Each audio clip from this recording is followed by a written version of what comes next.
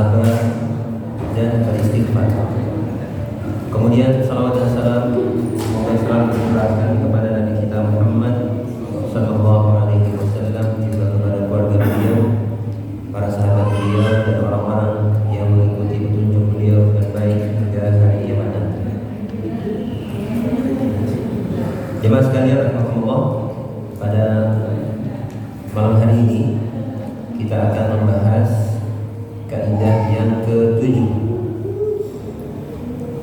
Kaidah yang ke-7 yaitu dari firman Allah Subhanahu wa taala yang berbunyi ma'alal muhsinina min sabil. Ma'alal muhsinina min sabil. Dan kaidah ini sebelum saya artikan diambil dari surat At-Taubah ayat ke-91. Ayat ke-91 tentunya nanti ada kaitannya dengan ayat ke-90 dan 92. Allah Subhanahu wa taala berfirman dalam surat At-Taubah ayat ke-90, wa ja'al mu'adzibuna min al-a'rabi liyu'dzana lahum wa qa'ala alladhina kadzabu Allah wa rasulahu sayusibu alladhina kafaru minhum 'adzabun alim. Dan orang-orang Arab Badui datang mengemukakan uzur mereka agar mereka diberi izin untuk tidak ikut berperang. Ketika itu adalah dalam peperangan Tabuk. Jadi ada sebagian orang-orang Arab Badui yang datang kepada Rasulullah SAW untuk mengemukakan uzur mereka sehingga mereka berharap bisa diberi izin tidak ikut berperang. Wa qa'ala alladziina kadzabu Allah wa rasulahu. Dan orang-orang yang mendustakan Allah dan Rasulnya duduk artinya apa? Tidak ikut berperang. Sayusibul ladzina kafaru minhum 'adzabun alim. Maka orang-orang yang kafir di antara mereka akan mendapatkan atau akan ditimpa dengan azab yang menyakitkan, yang pedih, adzabun alim. Jadi jemaah sekalian Allah, ayat ke-90 ini menerangkan bahwa orang-orang yang kafir itu akan mendapatkan azab yang pedih. Kafir kenapa? Jelas kafir karena tidak beriman dengan ajaran-ajaran Allah dan Rasulnya sallallahu alaihi wasallam. Juga diantaranya adalah tidak ikut sertanya mereka, tidak ikut sertanya mereka dalam peperangan yang telah ditetapkan Rasulullah sallallahu alaihi wasallam. Jadi seharusnya mereka bisa ikut perang, tapi mereka tidak ikut perang. Ini tentu merupakan sebuah dan tanpa uzur, tanpa uzur. Bahkan di sini dikatakan apa? Bahwasanya orang-orang yang dikatakan kafir ini adalah mereka mendustakan Allah dan Rasulnya. Yang mendustakan Allah dan Rasulnya. Jelas orang-orang kafir, orang-orang yang dimaksud di sini adalah orang-orang munafik. Yang mereka itu menampakkan keislaman, namun menyembunyikan kekufuran kepada Allah dan Rasulnya sallallahu alaihi wasallam. Maka mereka akan mendapatkan apa jemaah? Mendapatkan azab yang pedih. Mendapatkan azab yang pedih karena apa? Mereka mendustakan Allah dan Rasulnya, juga tidak ikut berperang. Ketika Rasulullah SAW memerintahkan mereka untuk ikut berperang. Kemudian ayat ke-91 Allah Subhanahu wa taala menerangkan bahwa di antara orang-orang yang tidak ikut perang itu ada sejumlah orang yang memang apa? Diberi uzur. Diberi uzur artinya apa? Dimaklumi. Tidak apa-apa, diberi izin untuk tidak ikut berperang. Allah Subhanahu wa taala menerangkan laisa 'alal du'afa'i wala 'alal marda wala 'alal ladzina la yajiduna ma yunfiquna harajun idza nasahu lillahi wa rasulihi. Dan tidaklah ada haraj, ya, tidak mengapa bagi orang-orang lemah. Ya, tidak mengapa bagi orang-orang yang lemah. Lemah berarti maksudnya apa? Secara fisik mereka memang tidak mampu untuk ikut berperang. Seperti kalau misalnya memang memiliki apa? Cacat, ya, cacat bawaan misalnya seperti itu, ya, atau cacat fisik, atau memang dan keterbatasan tubuh lainnya. Ini termasuk apa? Kondisi orang-orang du'afa, orang-orang yang lemah fisiknya, sehingga tidak bisa ikut berperang. Maka mereka tidak apa-apa untuk tidak berperang. Wala 'alal marda, begitu juga dengan orang-orang yang sakit. Ya, orang-orang yang sakit maka tidak apa-apa. Juga orang-orang yang tidak mendapati apa yang bisa mereka infakkan di jalan Allah Subhanahu wa taala. Karena jelas untuk perang kan butuh biaya. Sementara mereka tidak punya biaya untuk ikut berperang itu. Maka orang-orang seperti ini tidak apa-apa tidak ikut berperang. Ya. Laisa 'alal du'afa wala 'alal marda wala 'alal ladzina la yajiduna ma yunfiqun harajun. Ya, haraj itu apa? Sesuatu yang memberatkan. Ya, jadi mereka tidak memikul sesuatu yang memberatkan mereka. Karena apa? Mereka memang kondisi-kondisi yang diberi uzur untuk tidak ikut berperang. Hanya saja di sini ada tambahan keterangan, idza nasahu lillahi wa rasulihi, jika mereka bersikap nusman itu mengikhlaskan, bersikap ikhlas tulus, ya, kepada Allah Subhanahu wa taala dan Rasulnya sallallahu alaihi wasallam. Ini zaman sekarang. Ya. Kemudian baru disebutkan kaidah ini, ma'al muhsinina min sabil. Tidak ada jalan untuk apa? Menimpakan hukuman bagi orang-orang yang berbuat baik. Nah, ini tidak ada jalan untuk, maksudnya sabil ini kan jalan.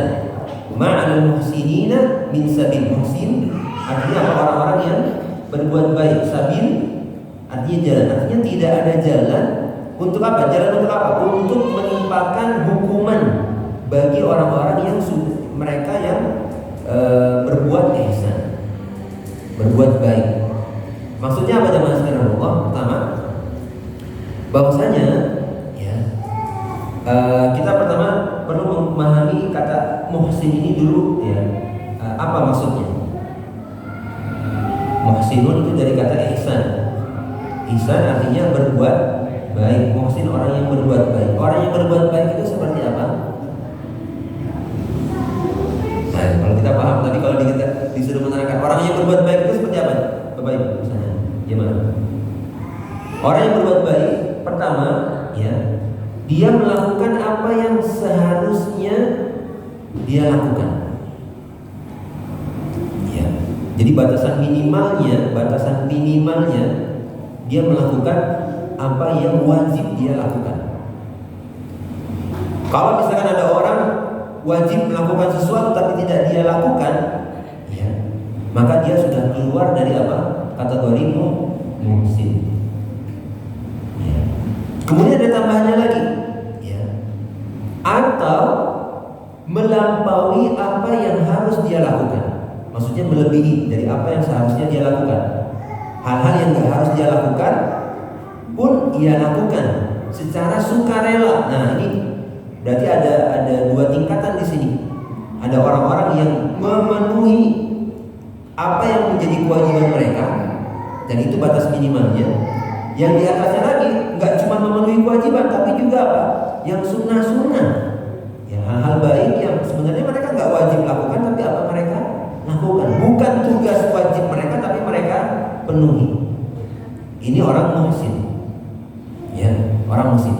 Maka jemaah sekalian rahimakumullah, ya, sekarang problemnya adalah dalam agama kita, ya, ketika seseorang sudah bersungguh-sungguh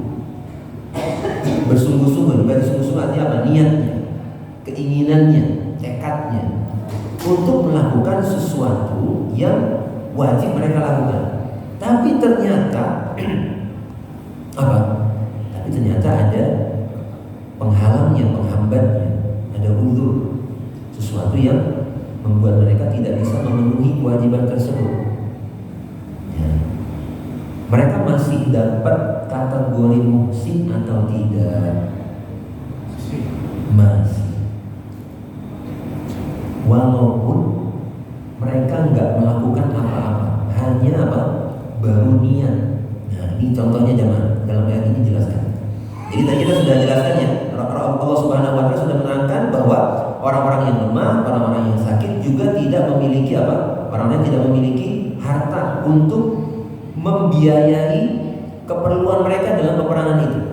Nah, kemudian dalam ayat selanjutnya, wala 'alal ladzina idza ma atauka litahmilahum qulta la ajidu ma ahmilukum 'alaihi tawallaw wa a'yunuhum tafidu minad dam'i hazanan alla yajidu ma yunfiqun. Demikian juga tidak ada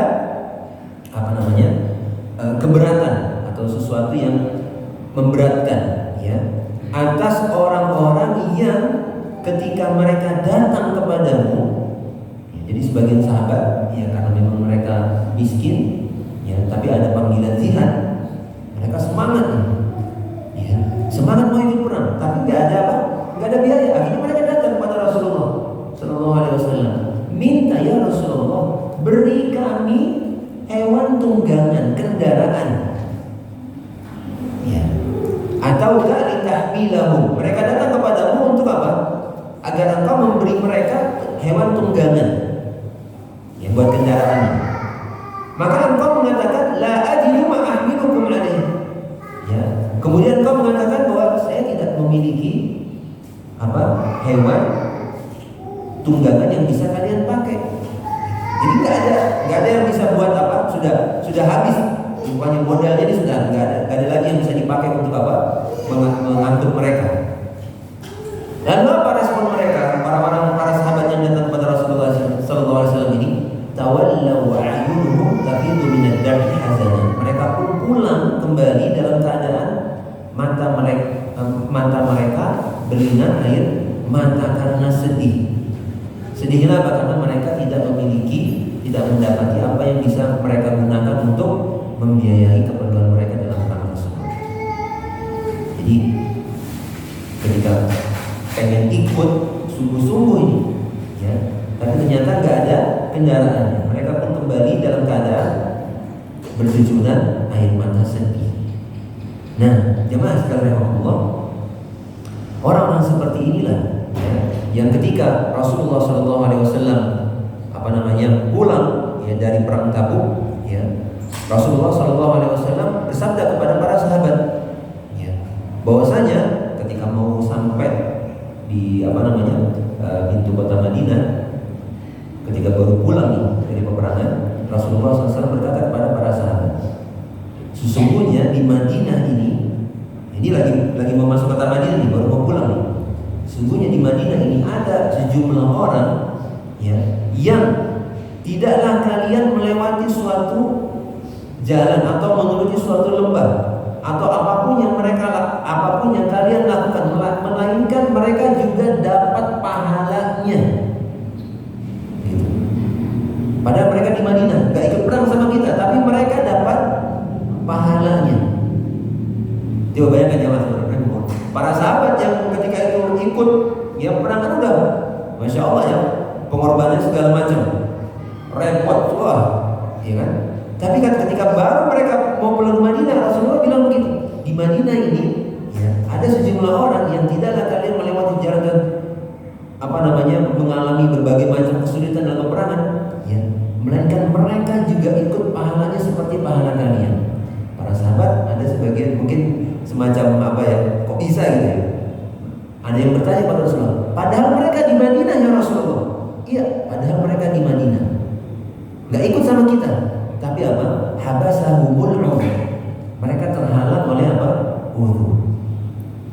Ini jemaah sekarang orang-orang seperti inilah yang dikatakan ya bahwa mereka itu tetap mendapatkan predikat muhsin walaupun secara zahirnya mereka tidak melakukan apa-apa, tapi secara hatinya, niatnya, ini jemaah masih punya semangat. Ya. Maka kita perlu berlatih untuk memperbanyak niat baik. Gitu ya. Siapa tahu memang Allah Subhanahu wa taala melihat kesungguhan kita. Jadi walaupun kita nggak beramal karena memang ada uzur, maka sudah dicatat ya dapat pahala-pahala itu. Ini jamaah sekalian Allah. Ya, jadi di sini ya kaidahnya berbunyi apa? Ma'al muhsinina min sabil, tidaklah ada jalan untuk memberikan hukuman ya azab bagi orang-orang yang sudah berbuat baik.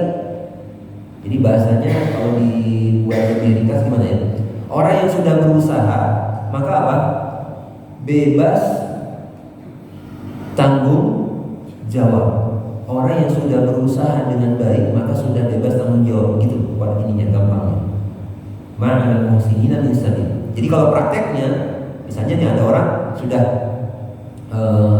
pas berkendaraan naik motor gitu, sudah jalan pelan-pelan, ikut rambu gitu, terus juga pokoknya hati-hati gitu.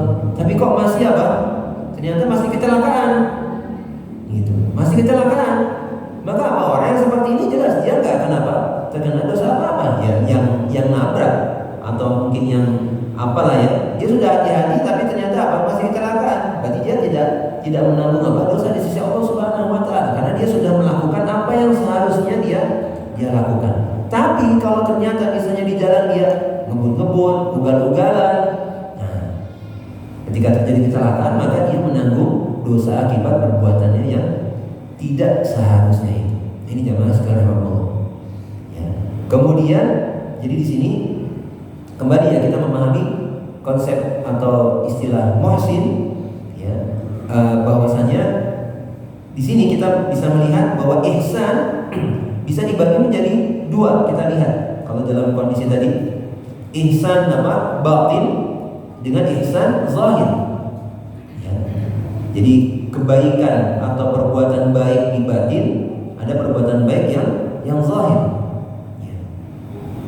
Orang yang terhalangi untuk melakukan perbuatan baik secara zahir ya, sementara dia sudah memenuhi ihsan batin, maka dia sudah tergolong orang yang muhsin.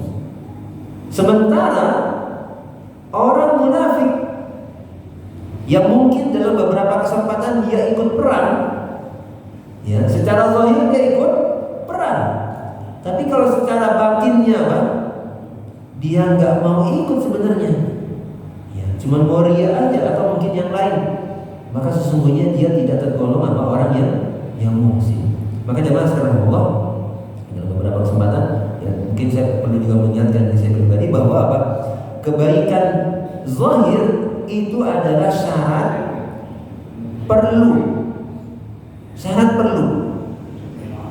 tapi bukan syarat cukup. Kebaikan zahir itu syarat perlu tapi bukan syarat cukup. Artinya orang perlu untuk menampilkan sesuatu yang baik pada zahir dirinya, tapi itu bukan sesuatu yang membuatnya sudah cukup berhenti sampai di situ, tidak. Tapi sudah harus tujuan yang lebih dalam lagi adalah ihsan batin, atau dalam istilah lain mungkin taqwal qulub, ketakwaan di dalam hati kita. Kemudian jemaah sekalian Allah, di sini penulis kitab ini memberikan beliau mengatakan bahwa ayat ini kemudian Allah Subhanahu wa taala kaidah ya yang disebutkan oleh penulis kitab ini ditutup dengan firman Allah Subhanahu wa taala, wallahu ghafurur rahim, dan Allah Subhanahu wa taala itu Maha Pengampun lagi Maha Penyayang. Ini menunjukkan bahwa Allah Subhanahu wa taala tentunya Maha mengetahui kondisi hamba-hambanya. Manakala hamba-hambanya memang memiliki suatu uzur sehingga dia tidak bisa melakukan apa yang seharusnya secara sempurna, maka tentu Allah Subhanahu wa taala Maha Penyayang, sehingga Allah juga akan memberikan pahala yang sempurna ya bagi hamba-hamba tersebut. Bahkan jemaah sekalian Allah, Rasulullah SAW juga pernah menjelaskan bahwa ketika seorang hamba memiliki kebiasaan suatu amalan-amalan soleh, kemudian dia sakit misalnya, sehingga dia tidak bisa melakukan amalan-amalan soleh yang biasa dia lakukan, maka apa yang terjadi? Pahalanya tetap dicatat. Karena memang ada uzurnya. Kemudian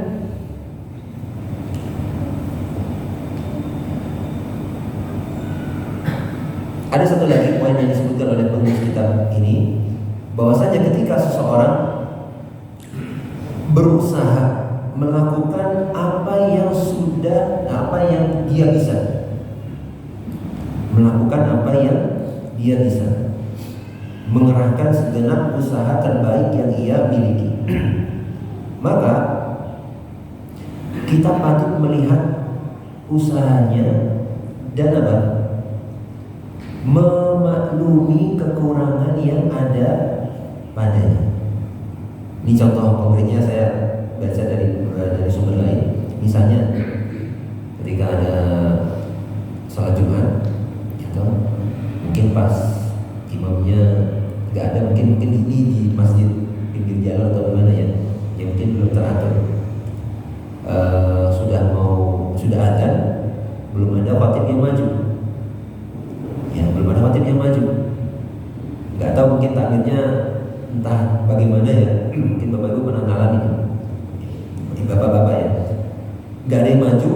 Akhirnya apa? Pada tunjuk-tunjuk siapa kira-kira yang mau maju ini. Padahal sudah pada kumpul semua. Nah, tiba-tiba ada seorang anak muda dengan memberanikan diri, ya, daripada bubar semua.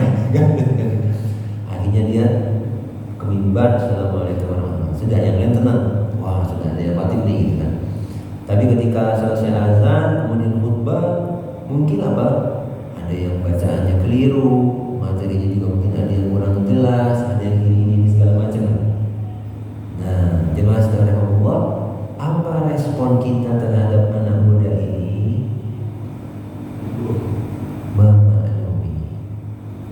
Kenapa? Karena dia sudah melakukan yang terbaik. Biasanya kan, ya kadang-kadang kita, oh ini bahasanya sok ini. Loh, kalau memang Anda bisa, kenapa nggak cerita aja maju kan begitu ya? Ini contoh konkretnya saya baca tadi. Ya, para ulama menjelaskan salah satu contohnya untuk untuk ayat ini adalah seperti itu. Jadi kalau orang sudah melakukan apa yang bisa dia lakukan, sudah kekurangannya, ya segala macam apa kesalahannya kita maklumi karena dia sudah melakukan apa yang dia bisa. Ya. Ini pelajaran yang tampaknya juga mungkin penting untuk kita perhatikan, ya, bahwasanya setiap orang pasti ada sisi positif, sisi negatifnya, ya. Jadi kalau memang ketika kita melihat, ya, apa yang dia lakukan itu adalah sudah menjadi batas maksimal dari yang dia miliki, ya sudah, memang seperti itu, ya, kemampuannya, dan seharusnya kita memberi apresiasi supaya dia tetap bisa melanjutkan apa yang sudah dia lakukan. Cuma masalahnya kan jemaah sekarang Allah, ya, sebagian orang justru mungkin malah memilih, ya, memposisikan dirinya lebih tinggi daripada orang lain sehingga ya, mungkin dicacat, ya, disalah-salahkan atau diapakan supaya dirinya menjadi lebih tinggi. Ya, dan ini biasanya akan berpengaruh pada orang yang sudah baik ini akhirnya putus, berhenti, dia stop. Nah, ini jemaah sekarang Allah, ya. Dan ya seperti itulah, mungkin banyak ya bentuk-bentuk prakteknya dalam kehidupan sehari-hari kita. Yang jelas, ya, kita perlu ketika mau mencacat atau kita mau mengkritik seorang, kita lihat dulu nih, dan kita perlu ingat-ingat kayak ini, ma'al muhsinina min sabila. Gitu ya, kita perlu ingat-ingat. Kalau dia memang sudah berbuat ihsan, ya, optimal, maksimal, ya sudah, ya, dia tidak ada jalan celah untuk mencacat dia atau memberikan ikopan, memberi hukuman, yang nggak perlu. Yang bahkan justru harus kita dorong supaya dia memperbaiki diri terus menerus seperti itu. Nah, mungkin ini jamaah sekalian Allah, ya, secara singkat. Kalau ada pertanyaan silakan.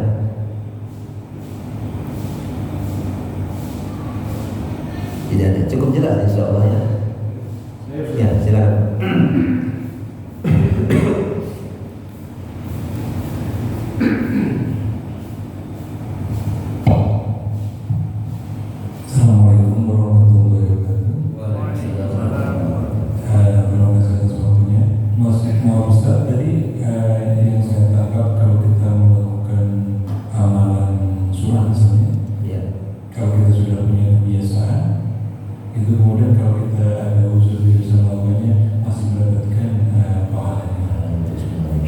Kriterianya seperti apa biasa itu?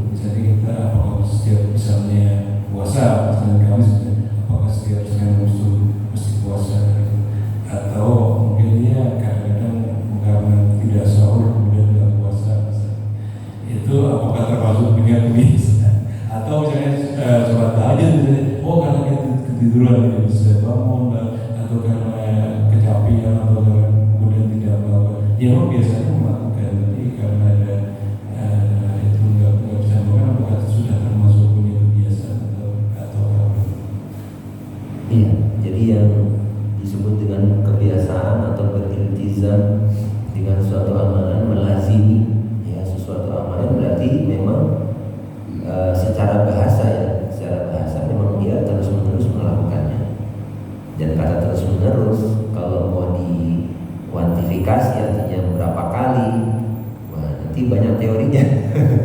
Kayak orang mungkin orang akan bisa memiliki suatu kebiasaan mungkin kalau sudah misalnya menjalani hal itu selama 40 hari misalkan, atau lebih banyak teorinya, atau mungkin yang jelas secara bahasa kalau misalnya orang itu sudah terbiasa, berarti dia sudah masuk dalam kategori itu. Seperti itu aja Pak, sulit kalau misalnya mau diinikan, tidak ada kriteria. Jadi kembalinya ke masalah kebahasaan saja, gitu. Kembalinya ke masalah kebahasaan. Jadi yang jelas masalah pahala itu tentu Allah Subhanahu Wa Taala Maha Pemurah, ya. Tentunya karunia yang sangat besar. Kalau memang bahkan jangankan yang cuman nggak mengerjakan, yang tadinya dia biasa ngerjain tapi nggak ngerjakan, bahkan Allah Subhanahu Wa Taala mengganti keburukan hamba-hambanya dengan menjadi kebaikan. Artinya kita niatkan saja terus, ya. Dan ya mungkin kalau sebagian asatidzah itu ngasih wasiat, mumpung masih muda, ya, mumpung masih muda kita banyakin amal soleh, karena nanti kalau misalnya sudah pas tua, sudah nggak kuat ini nggak kuat itu lagi, ya jadi pahalanya tetap ngalir. Nah seperti itu, gitu Pak. Ada lagi mungkin? Silakan. Terima kasih atas waktunya. Tadi Bapak mengatakan itu mendustakan Allah dan Rasulnya. Nah, saya juga sering membaca di terjemahan itu bahasanya seperti itu. Tapi saya nggak maksudnya apa ya, mendustakan Allah dan Rasulnya itu? Ya, dibaca. Maksudnya gitu. Jadi mendustakan Allah dan Rasulnya berarti tidak membenarkan apa yang Allah sampaikan ya di dalam firman-Nya ataupun disampaikan oleh Rasulnya Shallallahu Alaihi Wasallam. Jadi ketika misalnya Rasulullah SAW mengatakan bahwa saya adalah seorang nabi, maka orang-orang munafik ini tidak memandang Rasulullah SAW sebagai seorang utusan Allah. Ya. Walaupun mereka secara lisan, ya, mereka mengatakan apa? Innaka Rasulullah, engkau adalah benar-benar utusan Allah, dengan lisan mereka. Sementara Allah menyaksikan bahwa mereka adalah orang-orang yang pembohong, pendusta. Ya. Jadi mendustakan Allah dan Rasulnya itu maksudnya adalah tidak membenarkan, ya. Tidak membenarkan, tidak meyakini apa yang Allah Subhanahu Wa Taala terangkan di dalam wahyu-Nya. Seperti itu. Ada lagi? Maaf Ustaz, saya boleh? Oke, silakan. Ini hubungan dengan pertanyaan Bapak yang bagus. Jadi mendustakan Allah dan Rasulnya. Apakah melakukan amalan-amalan yang bukan dari ajaran Rasul itu termasuk mendustakan Allah dan Rasulnya? Terima kasih. Melakukan amalan-amalan yang bukan diajarkan oleh Rasul. Diajarkan oleh Rasulullah SAW. Dalam hal ini mendustakan itu ya berarti kan apa? Dia sudah mengetahui, ya kalau mendustakan ya dia sudah mengetahui bahwa ajaran A ini memang disampaikan oleh Allah dan Rasulnya SAW, tapi dia tidak menerima. Dia tidak menerima. Seperti misalkan orang-orang liberal sekarang mungkin yang sudah gampangnya ya kita cari contohnya ya, orang liberal sekarang ya sudah jelas-jelas ini haram, mereka katakan apa? Ada ini segala macam ya, ditakwil segala macam.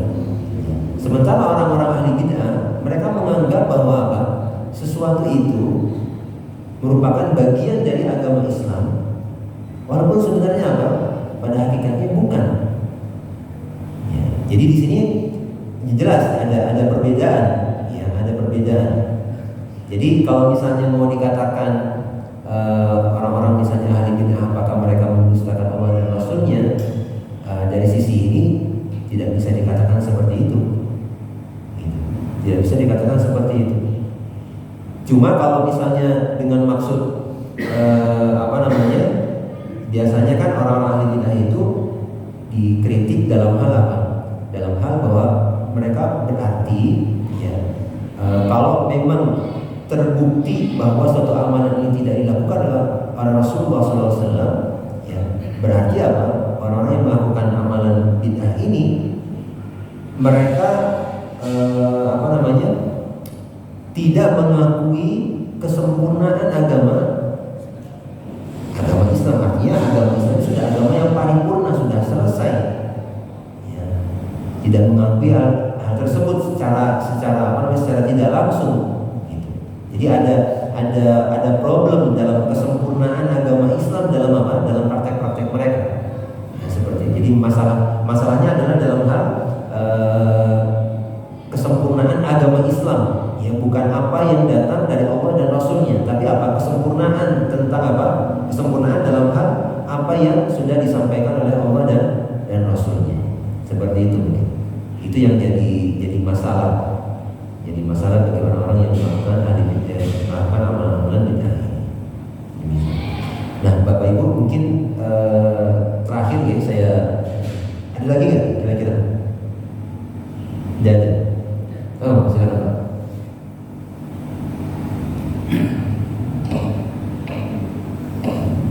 Assalamualaikum warahmatullahi wabarakatuh. Sedikit bertanya, ini berhubungan dengan beberapa waktu yang lalu bahwa di tempat saya atau di sekitar kemah ya, banyak karnaval ya. Kemudian di pinggir ada karnaval atau kayak ada sekadar atau yang lain. Itu kebetulan kita di kampung saya itu kan kita juga punya majelis tapi di lain waktu dari majelis itu orang-orang majelis itu juga ikut karnaval. Jadi di mana karnaval itu pasti ada dengan musik, dengan dangdut, dengan patung-patung yang diiringi. Nah, itu kadang saya bingung bagaimana sikap saya itu terhadap majelis itu. Jadi kadang-kadang agak ini dia tadi ini. Jadi ada pertanyaan dalam hati saya, ini aku untuk lebih, ya, itu bagaimana? Apakah sikap saya itu harus bagaimana menghadapi orang-orang yang misalnya ya seperti ini boleh, seperti itu boleh, ngaji ya ayo, undang-undang ya ayo, kalau ya ayo, gimana sikap kita? Ya, sikap kita terus berdakwah, harus terus menyampaikan nasihat, harus terus memberikan peringatan, karena memang kita ya kalau sakit badan aja, ya kan, sakit badan aja itu kan bisa sampai ya merepotkan dunia kedokteran, biasanya membuat para pakar kesehatan tubuh ini mengadakan penelitian sana sini, mungkin terus supaya maju lah kedokteran. Nah, sementara kedokteran hati, maksudnya tuh kesehatan hati ini ya mau nggak mau harus ditumbuhkan, maksudnya ilmunya ini harus terus disebarkan dengan dakwah, dengan saya gampangnya dengan banyak ngajak ngobrol,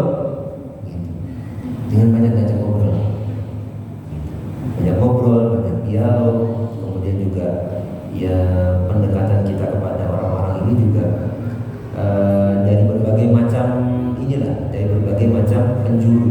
Kalau setan aja dia menggoda manusia dari depan, belakang, kanan, kiri, ya toh. Maka tentunya kita tentunya yang berharap, kita semua berharap bisa menjadi orang-orang yang selain mendapatkan petunjuk juga bisa memberikan petunjuk, kan, itu menjadi sebab orang lain dapat petunjuk. Maka kita juga harus berusaha supaya ya orang lain bisa mendapatkan petunjuk dari jalan kita. Bahkan Nabi Nuh aja dari mulai apa namanya terang-terangan sampai yang apa namanya sembunyi-sembunyi. Artinya kalau saya dari yang modelnya mungkin majelis-majelis umum sampai yang pribadi door to door lah bahasanya, itu dilakoni semua oleh Nabi. Ya sudah, nggak ada lagi yang apa ya, batas maksimal kita ya di situ. Jadi apa yang harus kita lakukan ya tetap. Kalau misalkan pilihannya adalah apakah tetap kita ajak mereka atau kita tinggalkan mereka, ya jelas pilihan untuk meninggalkan mereka bukan pilihan yang tepat saja. Bukan pilihan yang tepat. Karena bahkan mungkin kayak misalnya ada sebagian orang kan mungkin memakai metode hajar, misalnya seperti itu, hajar di boykot. Artinya ya kalau segala sesuatu kan pasti dilihat dari efek ya, akibatnya. Kalau memang hajar tersebut memberikan efek yang diharapkan, ya kita gunakan cara itu. Tapi kalau ternyata nggak ada efeknya, ya buat apa gitu? Buat apa? Justru kalau misalnya justru di boykot malah dia semakin buruk keadaannya, nggak ada lagi yang ingatin, nggak ada lagi yang ngasih peringatan, ya berarti kita sudah apa namanya, sudah kalah sebelum berperang lah, bahasanya seperti itu. Jadi masya Allah kalau memang apa namanya, dan ya itulah, disitulah pahalanya Pak gitu ya.